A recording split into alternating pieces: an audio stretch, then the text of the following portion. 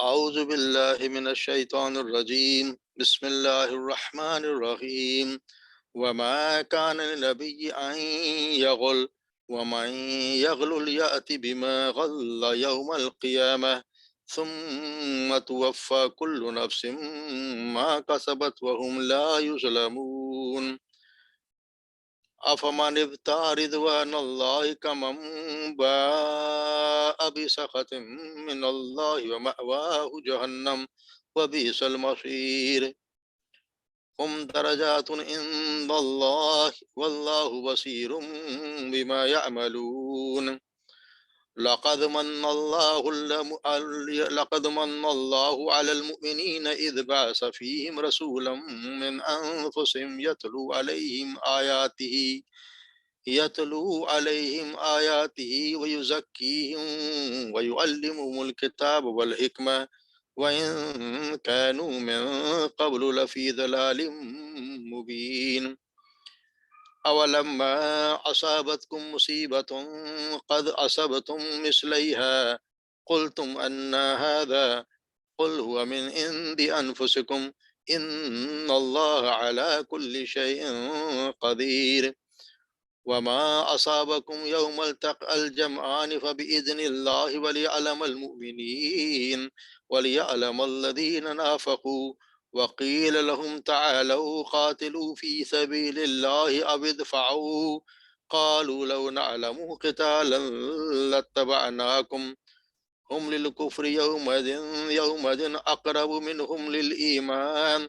يقولون بأفواههم ما ليس في قلوبهم والله عالم بما يكتمون صدق اللہ علیہ۔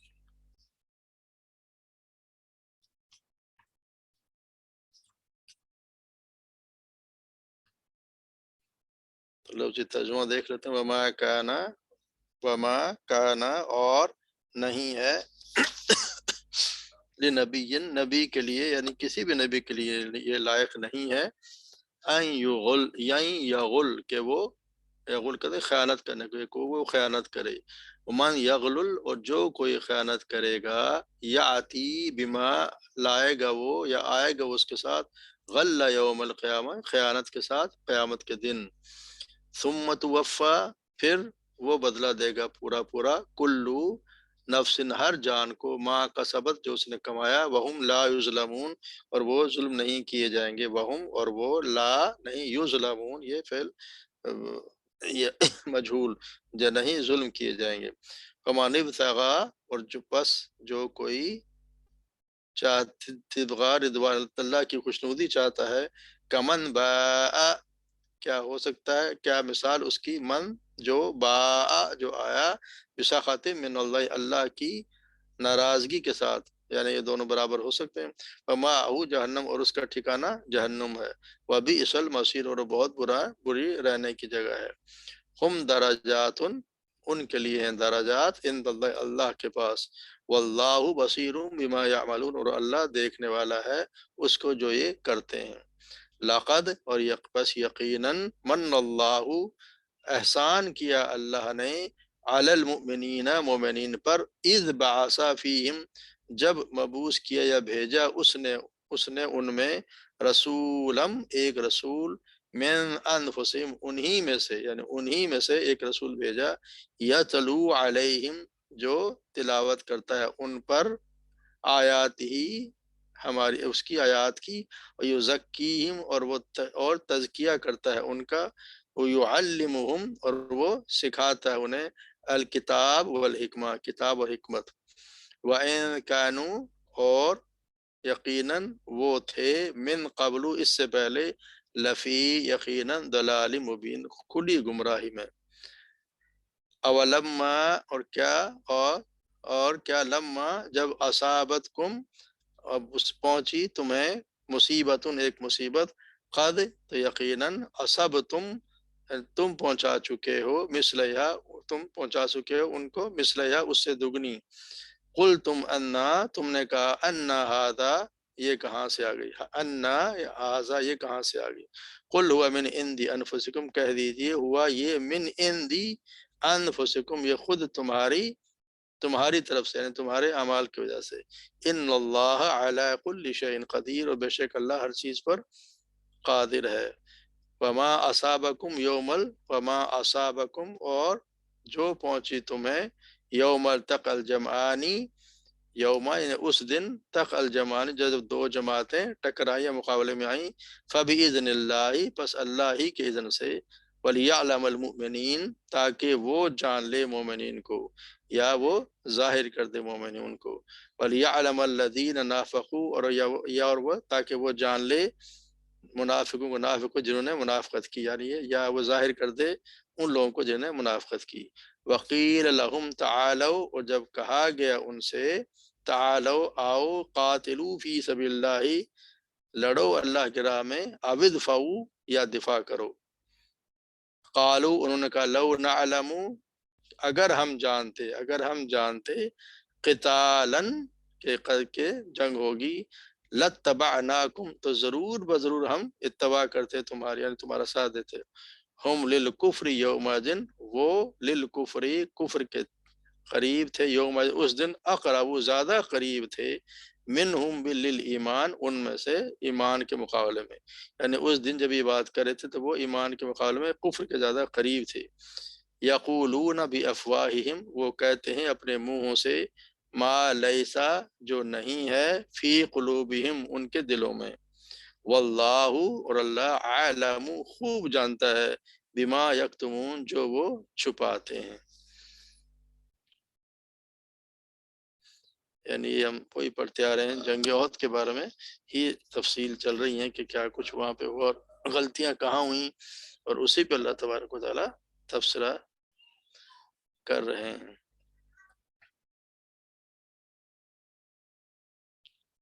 تو یہ جیسے وما کان نبی ان یغل، یہ کسی نبی کے لیے یہ ممکن نہیں ہے کہ وہ خیانت کرے، غل کہتے ہیں خیانت کرنے کو، یعنی آپ نبی کے لیے تو ہم تصور بھی نہیں کر سکتے کہ وہ بھی کوئی خیانت کریں،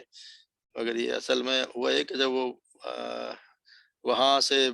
درت چھوڑ دیا، انہوں نے پہاڑی چھوڑ دی، اور وہاں سے جب انہوں نے دیکھا کہ لوگ فتح ہو گئے اور لوگ مال غنیمت جمع کر رہے ہیں، تو وہ اس خیال سے کہ شاید یہ لوگ سب جمع کر ہم رہ جائیں گے، تو وہ مومنوں نے وہاں سے، اس وجہ یہ بھی ایک وجہ تھی ان کے طرف وہاں سے پہاڑی کو چھوڑنے کی۔ تو یہ اللہ تعالیٰ کہتے ہیں کہ کس طرح تم نے سوچ لیا کہ نبی جو خیانت کر، یعنی کہ اس کی جب تقسیم ہوتی تو اللہ کے نبی نہیں کرنی تھی، مال غنیمت کی تقسیم اللہ کے نبی نہیں کرنی تھی، تو یہ ذہن میں کسی کا آنا ہی نہیں چاہے کہ کوئی اس میں نبی بھی کوئی خیانت کر سکتا ہے، یعنی کہ مال کی تقسیم میں بھی ناانصافی کو بھی خیانت ہی کہتے ہیں، یعنی تقسیم سے پہلے مال غنیمت میں سے کوئی چیز لے لی جائے تو وہ بھی خیانت میں ہی آتی ہے۔ اس لیے خیانت نبوت کی ویسے منافی، اگر اللہ کے نبی خائن ہو جائے تو پھر کون جو ہے وہ امانت دار ہوگا؟ تو یہ اللہ تبارک و تعالیٰ یہاں پہ صاحب یہ تردید کر دی کہ نبی کے لیے تو ممکن ہی نہیں ہے کہ وہ کوئی خیانت کرے، اور پھر من یغل یات بما غل یوم اور جو جس نے خیانت کی وہ آئے گا اس کے ساتھ، یعنی وہ لائے گا اس کے ساتھ جو خیانت کی یوم القیامہ، قیامت کے دن، یعنی خیانت بہت ہی بڑا گناہ ہے، اور اس کے لیے احادیث میں بہت سے احادیث اس کے بارے میں بیان ہوئی ہیں کہ جیسا فرمایا، جب تم میں سے کوئی خیانت کرتا ہے تو ایسی حالت میں خیانت نہیں کرتا کہ مومن ہو، لہٰذا اس سے بچو، یعنی کہ جب انسان کوئی خیانت کرا تو وہ اس وقت مومن نہیں ہوتا، اس طرح کوئی بھی کبیرہ گناہ چوری کر رہا تو اس وقت وہ مومن نہیں ہوتا، تو اس طرح اللہ نے، رسول نے فرمایا کوئی خیانت کرتا ہے تو اس کی حالت خیانت نہیں کرتا جبکہ وہ مومن ہو، لہٰذا اس سے بچو۔ اسی طرح کہتے ہیں کہ جی آپ صلی اللہ علیہ وسلم، سیدنا ابو ہریرہ بیان کرتے ہیں کہ رسول اللہ صلی اللہ علیہ وسلم کے ساتھ خیبر کی طرف روانہ ہوئے تو اللہ نے ہمیں فتح عطا کی، اور ہمیں مال غنیمت میں سونا اور چاندی تو نہیں ملا، مگر مال غنیمت میں ہمیں کچھ سامان، کھانا اور کپڑے ملے۔ پھر ہم وادی کی طرف چلے تو آپ صلی اللہ علیہ وسلم کا ایک خادم تھا جو آپ صلی اللہ علیہ وسلم کے غلام تھا آپ کا، اور وہ آپ کی گھوڑے کے زین یا اونٹ کے زین کو ٹھیک کرا تو ایک تیر آ کے لگا اور وہاں پہ وہ مارا گیا، تو لوگوں نے کہا کہ جی مبارک ہو، شہادت مبارک ہو، شہادت مبارک۔ آپ صلی اللہ علیہ وسلم نے فرمایا ہرگز نہیں، اس ذات کی، اللہ قسم اس ذات کی جس کا حضرت محمد کی جان ہے، وہ چادر جو اس نے خیبر کے دن تقسیم سے پہلے مال غنیمت میں سے چرا لی، یعنی تقسیم سے پہلے اس نے ایک چادر لے لی، وہ اس پر آگ بن کر بھڑک رہی ہے، یعنی ایک چادر کا اٹھا لینا بھی اس پر، حالانکہ وہ وہاں پہ گیا آپ صلی اللہ علیہ وسلم کا غلام بھی ہے، ان کی خدمت کر رہا ہے، انہی کے جین کا سا، لیکن وہ بھی اس کو بھی اس نے بھی یہ حرکت کی تو آپ صلی اللہ علیہ وسلم نے فرمایا کہ اس کے بھی چادر اس پر وہ آگ بنی ہوئی ہے۔ یہ سن کے لوگ بہت گھبرائے، ایک شخص یا ایک یا دو تسمے لے کر آئے اور کہنے لگا اللہ کے رسول یہ مجھے خیبروں کے دن ملے تھے، آپ نے فرمایا اللہ یہ آگ کا ایک تسمہ اور آگ کے دو تسمے، یعنی اگر یہ شخص جمع نہ کراتا تو یہ بھی اس کے لیے آگ ہی بن جاتی۔ تو یہ بہت بڑا ہمارے یہاں بہت اس کو کوئی احساس نہیں ہے، تو بہت خطرناک کام ہے۔ اس طرح کہتے ہیں آپ صلی اللہ علیہ وسلم، آپ صلی اللہ علیہ وسلم نے فرمایا کہ ہم تم میں سے کسی شخص کو کسی کام پر مقرر کریں، آپ صلی اللہ علیہ وسلم نے کہا ہم کسی کو کسی کام پر بھیجیں اور ہم میں سے سوئی یا اس سے بھی چھوٹی یا بڑی کوئی چھپا لے تو یہ بھی خیانت ہوگی، اور قیامت کے دن وہ اسے لے کر آئے گا۔ اس آپ صلی اللہ علیہ وسلم نے فرمایا اللہ تعالیٰ کے یہاں ایک ہاتھ زمین پر ناجائز قبضہ بہت بڑی خیانت ہے۔ تم دیکھتے ہو کہ دو آدمی زمین یا گھر کے اعتبار سے پڑوسی ہوتے ہیں اور ان میں سے ایک اپنے ساتھی کے حصے میں سے ایک ہاتھ زمین پر قبضہ کر لیتا ہے تو اس ایک ہاتھ زمین کی عوض اللہ تعالیٰ اسے قیامت کے دن 7 زمینوں کا توق پہنائے گا۔ تو یہ کسی کی زمین پر قبضہ کرنا، کسی کی جو آپ کی نہیں ہے اس پہ قبضہ کرنا بہت ہی بڑا گناہ، اور یہ سب کا حق ہے۔ اس طرح اگر یہ زمین کسی پڑوسی کی ہو یا پھر حکومت کی ہو اس پہ بھی قبضہ کرنا بہت بڑا گناہ، اور یہ قیامت کے دن وبال بن جاتا ہے۔ اس طرح سیدنا ابو سعید بیان کرتے ہیں کہ رسول اللہ صلی اللہ علیہ وسلم کے خاندان نے ایک شخص کو زکوٰۃ وصول کرنے کے لیے بھیجا، جب واپس آیا تو کہنے لگا کہ یہ مال آپ کا ہے اور یہ مجھے ہدیہ دیا گیا، یعنی اسے تو اپنا ہدیہ، اس نے تو کچھ چیزیں الگ رکھ لیں، یہ مجھے ہدیہ دیا گیا۔ آپ صلی اللہ علیہ وسلم ممبر جلوہ افروز ہوئے اور آپ نے فرمایا اس عامل کو کیا ہو گیا ہے، کیا مجھے بھیجتے ہیں جب واپس آتا ہے تو کہتا ہے کہ یہ تمہارے لیے اور یہ مجھے ہدیہ دیا گیا۔ آپ نے فرمایا اپنے ماں باپ کے گھر میں کیوں نہ بیٹھا رہا، پھر دیکھتا ہے کہ اسے ہدیہ ملتا ہے کہ نہیں۔ اس ذات کی قسم جس کے ہاتھ محمد کی جان ہے، جو شخص بھی کسی چیز کی خیانت کرے گا وہ چیز قیامت کے دن اس کی گردن پر ہوگی۔ اگر اونٹ ہوگا تو بلبلا رہا ہوگا، گائے ہوگی تو وہ چلا رہی ہوگی، اور اگر بکری ہوگی تو وہ ممیا رہی ہوگی، یعنی جس چیز کی بھی خیانت کرے گا اس کی گردن پہ سوار ہوگی۔ اس طرح سیدنا عبداللہ بریدہ اپنے باپ سے بیان کرتے ہیں صلی اللہ علیہ وسلم نے فرمایا جس شخص کو ہم نے عامل بنایا اور اس کو اس کی تنخواہ دے دی تو پھر وہ اس کے بعد جو کچھ لے گا وہ خیانت ہوگی۔ تو ہمیں یہ تصور کرنا چاہیے کہ ہمارے یہاں کتنے لوگ تنخواہیں لے رہے ہیں، اس کے باوجود اور بھی لے رہے ہیں، رشوتیں بھی لے رہے ہیں، اور گورنمنٹ کا مال کھانے میں تو کوئی آر محسوس کرتے نہیں، حالانکہ وہ بھی مال غنیمت ہی ہے۔ تو ہمارے یہاں جو ہو رہا ہے وہ اصل میں علم نہیں ہے، اس لیے سارا، یا پھر اللہ کا خوف نہیں ہے، اس لیے کسی کو کوئی پرواہ نہیں ہے۔ گورنمنٹ کا مال تو ویسے ہی کھانا جائز سمجھتے ہیں جی گورنمنٹ کا مال ہے، تو یہ ایک چادر کا اڑا لینا بھی یہ اس میں سے مال غنیمت میں سے وہ اس کے لیے عذاب بن گئی۔ اور یہاں اللہ تعالیٰ کے رسول فرماتے ہیں کہ جس نے تنخواہ لی اور اس کے بعد کچھ اور لے گا تو وہ بھی خیانت ہی ہے۔ اس طرح پھر اگلی آیت میں اللہ تبارک و تعالیٰ یہ کہتے ہیں کہ ہم ثم توفی کل نفس ما کسبت، جب پھر ہم پورا بدلہ دیں گے جو اس نے کمایا، وہم لا، اور جو اس کے لیے اس پر کوئی ظلم نہیں کیا جائے گا۔ یعنی جو شخص اپنے اعمال کے ذریعے اللہ کی، اور پھر یہ امن نفس اور رضوان اللہ، اور پھر یہ 2 مثالیں دی ہیں کہ وہ شخص جو اللہ کی رضا کے لیے، اللہ کی رضا کی کوشش کرتا ہے، اس کی طرح کیسے ہو سکتا ہے جو آیا اللہ کی ناراضگی کے ساتھ، اور اس کا ٹھکانہ ہے جہنم، وہ بہت برا ٹھکانہ ہے، اور وہ ہم درجات عند اللہ، ان کے درجات ہیں، یعنی جو اچھے اعمال کریں گے اعمال کے حساب سے بھی درجات ہیں۔ جنت ایک جیسے نہیں ہے، جنتوں کے بھی درجے ہیں، جس نے بہت زیادہ اچھے اعمال کیے جس کا درجہ بلند ہوگا اس کا بہت زیادہ اچھی جنت ملے گی، اور جہنم کے بھی طبقات ہیں، جس کے زیادہ گناہ کیے ہوں گے وہ گہرے طبقے میں رہے گا، جیسے منافقین کہا تھا نا کہ سب سے نیچے رہیں گے، جہنم کے سب سے نچلے طبقے میں رہیں گے۔ اللہ تعالیٰ نے یہ سب کے لیے درجات ہیں، ہم درجات عند اللہ، درجات ہیں ثواب کے اچھے اعمال کرنے والوں کے لیے بھی اور جہنم میں جانے والوں کے لیے بھی۔ ہر کسی کو اللہ تعالیٰ پورا پورا بدلہ دے گا. جس نے اللہ کی رضا کے لیے کوئی عمل کیا ہوگا، اللہ کی خوشنودی جو چاہ رہا ہوگا، اس کے برابر تو ہو نہیں سکتا جو اللہ کی ناراضگی کے ساتھ آیا. اس کا ٹھکانہ جہنم و بئس، اور وہ بہت بری ٹھکانہ ہے. ہم درجات عند اللہ، ان کے درجات ہیں اللہ کے ہاں. واللہ بصیر بما یعملون، اور اللہ تعالیٰ خوب دیکھ رہا ہے. اللہ تعالیٰ دیکھنے والا ہے جو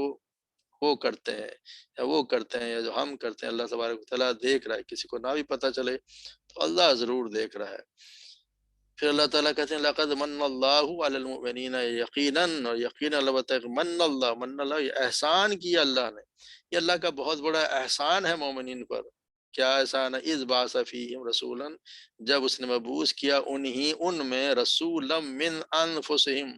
انہی میں سے ایک رسول، یعنی انہی کے قبیلے سے، انہی کے خاندان سے، انہی کی زبان بولنے والا ایک رسول اللہ نے بھیجا. جتنے رسول آئے ہیں وہ سارے ہی انہی کے قبیلے سے، انہی کی زبان بولتے تھے، انہی کے قبیلے سے، انہی کے اسی جگہ سے رہنے والے تھے. اس لیے کہ تاکہ لوگ ان سے بات کر سکیں، اپنی بات اچھی طرح سمجھا سکیں یا ان سے پوچھ سکیں. تو اللہ تعالیٰ نے ویسے کہ ہر ساتھ جو بھی ہم نے بھیجا، قل انما انا بشر مثلکم یوحی الی انما الہکم الہ واحد، کہ بے شک میں بھی تمہاری طرح کے ایک بشر ہوں. اللہ نے جو بھی بھیجا ہر رسول وہ ایک انسان ہی بن کے، وہ مرد ہی آیا اور وہ بشر ہی آیا. ہمارے یہاں جو تصور لوگوں نے لے لیا کہ نہیں جی انسان تو ہو ہی نہیں سکتا، حالانکہ ہم خود دیکھتے ہیں کہ اللہ کے رسول وہیں پیدا ہوئے، اسی قبیلے میں پیدا ہوئے. ان کے باپ بھی تھے، ان کے ماں بھی تھے، ان کے چچا بھی تھے، اور ان کے اور بھی کزنز وغیرہ تھے. تو یہ کس کے ہوتے ہیں؟ بشر کے ہی ہوتے ہیں، انسان کے ہی ہوتے ہیں. اللہ تعالیٰ خود کہتا ہے کہ میں نے بہت اللہ اپنا احسان جتا رہی ہے. اللہ پر کا بہت بڑا احسان ہے ان تم ہی میں سے. اگر کسی اور قبیلے سے بھیجتا تو نہ وہ زبان جانتا تھا، نہ ہم ان کو سمجھا سکتے. تو وہ انہی میں سے اسی لیے بھیجا گیا کہ وہ لوگ ان سے مخاطب کر سکیں، ان سے بات کر سکیں، سوالات پوچھ سکیں. جو اللہ نے بتایا اس کو اچھی طرح سمجھا. اور نہ اللہ تعالیٰ نے کیا کرتے ہیں رسول کے، یہ اللہ نے ڈیوٹی بتائی. یتلو علیہم آیات ہی، وہ پڑھ کے سناتا ہے تم کو ان کی آیات، اس کی آیات، اور تمہارا تزکیہ کرتے ہیں، یعنی تمہیں پاک کرتا ہے، تمہیں سکھاتا ہے. نیک عمل کرو گے تو پاک ہو جائے. ایک طریقہ اللہ تبارک اللہ کے نبی ہی سکھاتے ہیں قوم کو کہ کیا کچھ کرنا ہے جس سے انسان پاک ہو جائے، اس کے نفس پاک ہو جائے. یعنی پہلے وہ تلاوت کی جاتی ہے، پھر اپنے آپ کو پاک کرتا ہے، اور پھر یعلم الکتاب، اور وہ سکھاتے ہیں تمہیں کتاب اور حکمت، یعنی کتاب اور اس کے ساتھ حکمت. اللہ کے نبی نے جو کام کیے، جو ان کی سنت ہے یا حدیث ہے، وہ اللہ کے طرف سے حکمت ہے. تفصیل، قرآن کی تفصیل یہ حکمت ہے، احادیث ہیں. اور اس کیا ان کا من قبل لفی ضلال مبین، اور اس سے پہلے تم یقیناً کھلی گمراہی میں تھے. تو یہ سب مومنین کے لیے، اس وقت کے مومنین کے لیے بھی تھی، صحابہ کرام کے لیے بہت بڑا احسان تھا. اور ہم پہ بھی یہ بہت بڑا اللہ کا احسان ہے. ہم پہ بھی یہ بہت بڑا احسان ہے کہ اللہ نے ایک نبی بھیجا جس نے ہمیں سکھایا، جس نے ہمیں سیدھا راستہ دکھایا. قرآن ہمیں جس نے پڑھ کے سنایا اور نماز پڑھنا سکھائی، اور جو اعمال، نیک اعمال کے ہمیں تفصیلات بتائیں. اگر ہمیں یہ پتہ نہ ہوتا تو ہم جنت میں کوئی بھی نہ جاتا. انہی اعمال کی وجہ سے اللہ تبارک و تعالیٰ انشاءاللہ قبول کریں گے تو ہم بھی اس جنت کے حقدار ہوں گے. کہ اللہ تعالیٰ کا بہت بڑا احسان ہے کہ انہوں نے ایک نبی بھیجا جو یہ کام کرتا ہے. پہلے ہم نے پڑھا ہے کہ ابراہیم علیہ السلام نے دعا کی کہ اللہ ایسا نبی بھیج ان میں سے جو یہ کام کرے، تیری آیات کو پڑھ کے سنائے، تزکیہ کرے، اور ایک قرآن و حکمت کی تعلیم، کتاب و حکمت کی تعلیم دیتے ہوئے. تو یہ اللہ یہاں پہ بھی وہ ذکر ہو رہا ہے کہ ہم نے یہ اللہ تعالیٰ کے نبی کے نے یہ کام کیے، قرآن کی تلاوت کرتے ہیں، تمہیں پڑھ کے سناتے ہیں، تمہیں پاک کرتے ہیں، اور پھر قرآن حکمت، کتاب و حکمت کی تعلیم دیتے ہیں. اس سے پہلے تو تم کچھ بھی نہیں تھے، تمہیں تو کچھ. عرب کا معاشرہ تو بہت ہی ہر اس گناہ میں جو وہ ملوث تھے جس کا آپ سوچ سکتے ہیں. نہ ان کے کوئی تمیز تھی، نہ کوئی، بس ٹھیک ہے کہ جو تھوڑی بہت تھی ان کے بہت فیاض ہوتے تھے یا بہت بہادر تھے، مگر اور تو ان میں کچھ بھی نہیں تھا. بتوں کی وہ پوجا کیا کرتے تھے. کوئی ان کے کوئی سسٹم تھا، چوریاں ڈاکے وہ ڈالا کرتے تھے. ان پہ اللہ نے بہت بڑا احسان کیا. اور پھر اللہ نے اسی کے بارے میں، یہ جو جنگ ہوئی اس کے بارے میں اللہ نے فرمایا، اور تمہیں جب مصیبت پہنچی، اور کیا جب تمہیں مصیبت پہنچی تو یقیناً ولما اصابت کو مصیبت، ایک مصیبت پہنچی تو قد یقیناً اصابتم، تم پہنچا چکے ہو انہیں مثلیہا، اس سے دگنی. یعنی تمہیں اگر یہ مصیبت پہنچی ہے، تمہارے انسان لوگ مارے گئے، تو تم اس سے پہلے بدر میں ان سے زیادہ کو مار چکے ہو، یہ تو اللہ تعالیٰ کی طرف سے ہے۔ قل تم ان بل، جب یہ مصیبت دیکھی لوگوں نے کہ جو لوگ شہید بھی ہو گئے، زخمی بھی ہو گئے، اور وقت تو شکست بھی ہوئی، تو کچھ مسلمانوں کے منہ سے نکل گئے کہ ہیں یہ کیا ہوا؟ قل تم ان ھذا، کہ ایسا یہ کیوں ہوا، ایسا کیوں ہوا کہ ہم تو مسلمان ہیں، ہم تو اللہ کے راہ میں لڑ رہے ہیں، اللہ کے رسول ہمارے ساتھ، پھر ہمارے ساتھ ایسا کیوں ہو گیا؟ تو اللہ نے فوراً اللہ تعالیٰ نے کہا، اللہ کے رسول کی زبان سے کہلوایا، قل هو من عند انفسکم، یہ خود تمہاری اپنی طرف سے ہے، یعنی تمہاری غلطیوں کی طرف سے، تم نے جو اللہ کے رسول کی بات کی نافرمانی کی، اس کا یہ صلہ ہے۔ قل هو من عند انفسکم، وہ تمہاری اپنی ذاتوں سے ہے، اور اللہ تعالیٰ ہر چیز پر قادر ہے، اللہ تعالیٰ ہر چیز پر قادر ہے۔ پھر فرماتے وما اصابکم یوم التقى الجمعان باذن اللہ، وما اصابکم، اور جو تمہیں جو پہنچی اس دن جس دن دو جماعتیں لڑیں، فباذن اللہ، اللہ کی اذن سے، اللہ کی مرضی سے، جو کام ہوتا ہے اسی کی مرضی سے ہوتا ہے، اور اس کی حکمت بتا دیتے کیوں، لیعلم المؤمنین، تاکہ وہ جان لے کہ مومن کون ہے، یا وہ ظاہر کر دے کہ مومن کون ہے، یعنی اس سے جنگ سے اس دن پتہ چل گیا کہ اصل مومن کون ہے۔ وَلْيَعْلَمَ الَّذِينَ نَافَقُوا، اور وہ یہ جان لے یا وہ ظاہر کر دے کہ منافقت کرنے والے کون ہیں، اور وہ ظاہر ہو گیا۔ راستے سے جب آپ مدینہ منورہ سے چلے تو عبداللہ بن ابی اپنے 300 ساتھیوں کو لے کے وہاں سے نکل گیا، یعنی نفاق ایسے وقت پہ جب کہ مصیبت مدینہ پہ ہی آ رہی ہے، سب کے لیے آ رہی ہے، اور کافر آ رہے ہیں، مگر یہ اس وقت عین جنگ کے موقع پہ یہ وہاں سے اپنے ساتھ میں لے کے نکل، تو صاف ظاہر ہو گیا کہ یہ لوگ منافقت، اللہ نے یہ ظاہر کر دیا۔ اب اگر آئندہ وہ بات کوئی کریں گے تو ان کی بات کون مانے گا؟ تو اللہ نے یہ ظاہر کر دیا، اور اللہ وہ لوگ جو اللہ کے ماننے والے تھے، اللہ کے رسول پر، اور بھی ان کی بات پہ یقین رکھتے، اللہ پر ایمان رکھتے تھے، وہ ثابت قدم رہے۔ وقتی طور پہ تھوڑی بہت غلطی ہو گئی، اس سے انہوں نے نقصان اٹھایا، مگر وہ اللہ کے نبی سے پھرے نہیں، پھر ان کے پاس جمع ہو گئے، پھر وہ جنگ لڑے، اور جب ان سے یہ جو منافقین تھے جو جہاں سے چلے گئے واپس، جب ان سے کہا گیا وقیل لہم تعالوا، کہ ان سے کہا گیا کہ تم آؤ، قاتلوا فی سبیل اللہ، اللہ کی راہ میں لڑو، جب ان منافق جا رہے تھے، کچھ لوگوں نے کہا کہ تم کہاں جا رہے ہو، اللہ کے راہ میں لڑو، یا وائی دفاعو، یا دفاع کرو، کم سے کم مدینہ کا دفاع کرو۔ تو انہوں نے کہا کہ قالوا لو نعلم، انہوں نے کہا کہ اگر ہم جانتے کہ تالن کی جنگ ہوگی، یعنی جنگ ہوگی، اگر ہم جانتے، ہم نے تو کہا تھا کہ مدینہ میں رہ کے لڑو، لیکن تم لوگ تو ہماری بات مانی نہیں، اور اگر تم یہ ہماری بات مان لیتے تو لتبعنکم، پھر ہم تمہارے ساتھ ہماری تباہ کرتے، یعنی انہوں نے اس بات کا یہ بہانہ بنایا۔ تو اس اللہ نے کہہ دیا ہم للکفر یومئذ اقرب منہم للایمان، اس وقت، یعنی اس وقت جب یہ بات کر رہے تھے، اس دن کفر کے زیادہ نزدیک تھے ایمان کے مقابلے میں، یعنی وہ اس دن یہ باتیں کر رہے تھے، کفر کی باتیں کر رہے تھے، یعنی منافقت ظاہر ہو گئی۔ تو اللہ تعالیٰ کی یہ بھی ایک مشیت ہوتی ہے کہ اللہ تبارک و تعالیٰ کی جو وقت ہارو سے ظاہر ہو گیا، واضح ہو گیا کہ کون منافق ہے، اور کون، جو جنگ ہوئی تو اس میں کون ثابت قدم رہا اور کون منافق ہے۔ اور ہم للکفر یومئذ الکفر یوم اقرب منہم للایمان یقولون بافواہہم، اور وہ باتیں اپنے منہ سے کہہ رہے ہیں، ما لیس فی قلوبہم، ان کے دلوں میں نہیں ہے، حالانکہ یہ بھی جو کہہ رہے ہیں کہ اگر تم ایسا کرتے تو ہم لڑتے، تو ایسا بھی نہیں ہے، انہوں نے تو لڑنا ہی نہیں تھا، تو ان کے پر کیا منافق، تو یہ چاہتے تھے کہ ہمیں نقصان پہنچے، اس کا مقصد بھی یہ تھا کہ وہ لوگ جو ہیں وہ متنفر ہوں، ایمان سے، اسلام سے متنفر ہوں۔ تو اللہ نے کہہ دیا واللہ عالم بما یکتمون، اور اللہ تعالیٰ خوب جانتا ہے جو ان کے دلوں میں ہے، جو وہ چھپاتے ہیں، جو چھپاتے ہیں، اللہ تبارک و تعالیٰ ان کو خوب جانتا ہے۔ یہاں پہ اللہ تعالیٰ نے ایک وجہ بتا دی کہ یہ شکست میں اللہ تبارک و تعالیٰ بہت چیزیں ظاہر بھی کر دیتا ہے، تو اس سے یہ بھی پتہ چل گیا کہ اگر، تاکہ مسلمان یہ غلطیاں آئندہ نہ کریں، اگر یہاں پہ نہ ہوتی تو آئندہ پھر تو کوئی بھی آپ صلی اللہ علیہ وسلم کی بات کی یا جو بھی کمانڈر اس کے نافرمانی کرنے کا کیا انجام ہوتا ہے، یہ اللہ تبارک تعالیٰ یہاں دکھا دیا، تاکہ آئندہ جو جنگیں ہوں، جو اللہ کے نام جو لڑے، اس میں لوگ ثابت قدم رہیں، جو کمانڈر نے حکم دیا اس کو ہر حال میں مانا جائے۔ یہ اللہ تبارک و تعالیٰ نے یہاں پہ سبق دیا کہ یہ اللہ تعالیٰ سبق دیتا ہے انسان کو، اللہ تعالیٰ نے یہ وصیت بیان کر دی کہ کیا وجہ تھی، تمہاری اپنی تھوڑی سی غلطی سے تمہارے ہوا، تم نے نقصان اٹھایا، مگر اس کا مقصد اصل میں یہ تھا کہ اللہ تبارک و تعالیٰ ظاہر کر دیں مسلمانوں کو، پکے مومنوں کو، اور جو منافقین ہیں ان کو۔ تو کوئی نہ کوئی اللہ کی مشیت ضرور ہوتی ہے، ہمیں نظر نہیں آتی کہ وجہ کیا ہے. تو اللہ تبارک و تعالی ہمیں سمجھنے کی اور عمل کرنے کی توفیق عطا فرمائے. جی آج کا تو سبق اتنا ہے، باقی انشاءاللہ کل پڑھیں گے. کوئی سوال ہو تو بتائیں.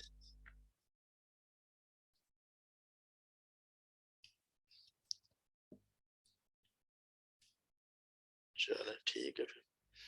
سبحانك اللهم وبحمدك اشهد ان لا اله الا انت استغفرك واتوب اليك. السلام علیکم ورحمۃ اللہ وبرکاتہ.